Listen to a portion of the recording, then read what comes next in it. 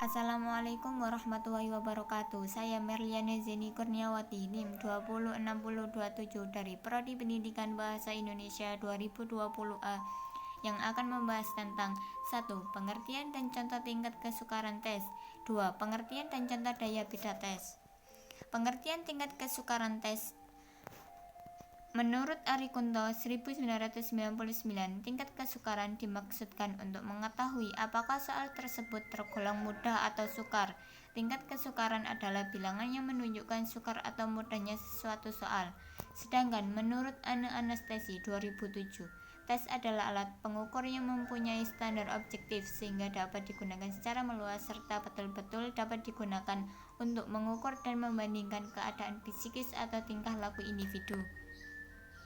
Contoh tingkat kesukaran tes.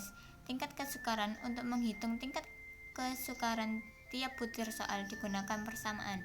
P sama dengan B dibagi JX. Keterangan. P adalah indeks kesukaran. B adalah banyaknya siswa yang menjawab soal dengan benar. JX adalah jumlah seluruh siswa peserta tes. Indeks kesukaran diklasifikasikan seperti tabel berikut ini. Menurut Ari Kunto 1999. Pengertian daya beda. Menurut Suharsimi Ari Kunto 2013, daya beda soal adalah kemampuan suatu soal untuk membedakan antara siswa yang pandai berkemampuan tinggi dengan siswa yang bodoh berkemampuan rendah.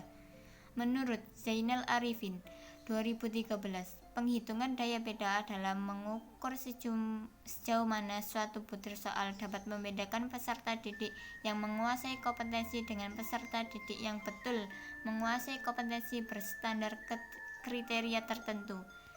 Semakin tinggi koefisien daya pembeda suatu butir soal, semakin mampu butir soal tersebut membedakan antara siswa yang menguasai kompetensi dengan siswa yang tidak menguasai kompetensi.